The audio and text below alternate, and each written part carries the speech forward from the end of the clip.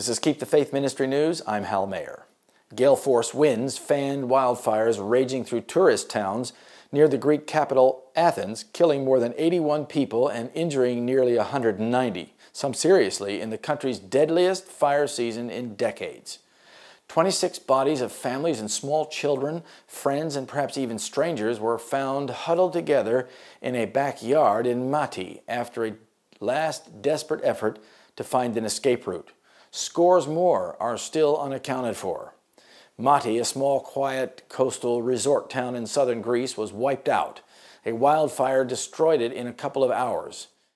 Kineta, Mati, and other coastal towns packed with tourists in the popular resort area were devastated by more than 15 blazes on either side of Athens that burned ferociously through the night on Monday, July 23, destroying more than 1,000 homes.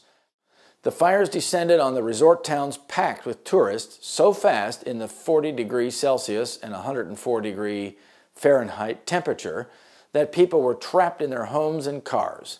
Suspicions of arson have been raised since all 15 fires broke out about the same time. People were burned alive in their homes. Cars jammed in traffic, their drivers trying to escape the fire melted from the intense heat, while their drivers were burned alive. Others tried to flee to the sea, some barely escaping with their lives.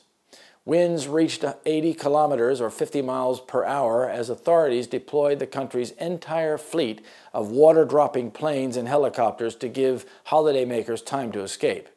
Military drones remained in the air in the high winds to help officials direct more than 600 firefighters on the ground. We were unlucky. The wind changed and it came at us with such force that it razed the coastal area in minutes, said Evangelos Bornos, mayor of the port town of Rafina, a sleepy mainland port that serves Greek holiday islands. The dock area became a makeshift hospital as paramedics checked survivors when they came off Coast Guard vessels and private boats. The operation continued through the night. Mati doesn't even exist as a settlement anymore, said one woman. I saw corpses, burnout cars. I feel lucky to be alive. At daybreak on Tuesday local time, Ambulance Service Deputy Director Miltiadis Milonas said the number of casualties was likely to rise as more gutted homes and cars were checked. It took people by surprise, and the events happened very fast. Also, the fires broke out on many fronts, so all these factors made the situation extremely difficult, he said. Fire raged around the Saronikos Gulf, ravaging tracts of pine forest, and was visible for kilometers.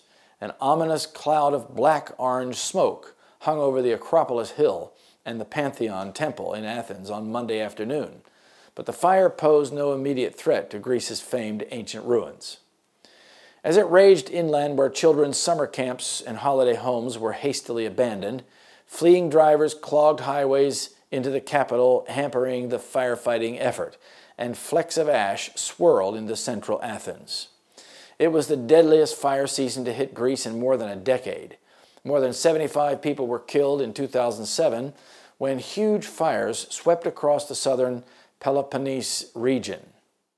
It is a difficult night for Greece, Prime Minister Alexis Tsipras said after flying back to Athens from a trip to Bosnia that was cut short.